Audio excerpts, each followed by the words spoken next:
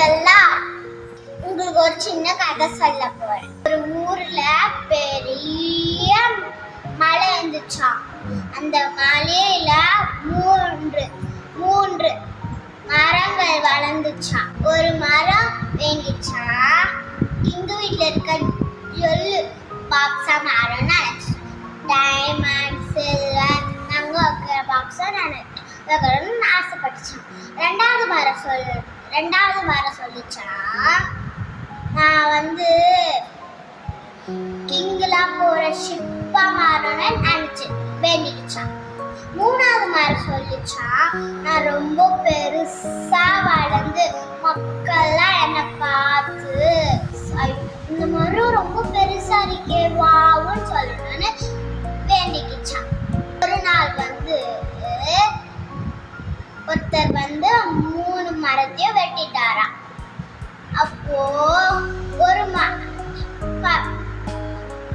First மரம் என்ன நினைச்சிச்சு, நான் கிங்கு வைக்கிற ஜொல்லு பாக்ஸா மரம்னு நினைச்சிச்சுல.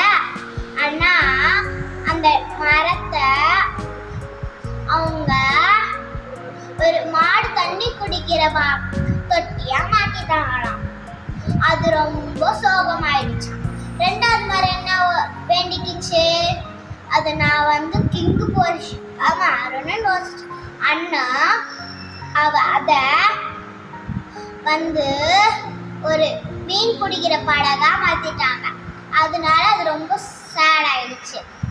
மூணாவது மரம் என்ன நினைச்சு, பெருசாகி மக்கள் எல்லாம் என்னை பார்த்து வாவுன்னு சொல்ல நினைச்சிச்சு வேண்டிச்சு. ஆனா அதை வெட்டி தூரமா வச்சுட்டாங்க. அதுக்கு ரொம்ப சேட் ஆயிடுச்சு. ஒரு நாள் ஏசப்பா பிறந்தாரு.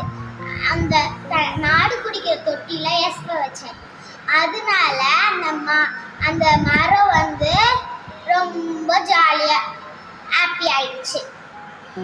ஏன்னா அந்த கிங் யூஸ் பண்ற ஜொல்லோட அவரு பெரிய ஏசப்பா. அதனால ரெண்டாவது மரம் அந்த ஷிப்பா பார்த்துட்டு நினைச்சிச்சுல, அது மீன் படகா மாத்திட்டாங்க. அது அந்த படகு ஒரு நாள் புயல் காத்துல மாட்டிக்கிச்சு. அமைதியாரு சொன்னோடனே அந்த புயல் அமைதியாயிடுச்சு. யார் அதுன்னு அந்த மரம் பார்த்தப்போ ஏசாமி கிங்கோட, ஏன்னா கிங்கோட பெரியவர் தான் ஏசாமி. அதனால அந்த மரம் ரொம்ப ஹாப்பியா ஆயிடுச்சு. மூணாவது மரம் என்ன நடந்துச்சு, பெரிய மரமா வளர்ந்து எல்லாரும் என்ன வா இந்த மரம் ரொம்ப சூப்பரா பெருசா இருக்கு நினைச்சிச்சுல வேண்டிச்சுல. ஆனா அந்த மரத்தை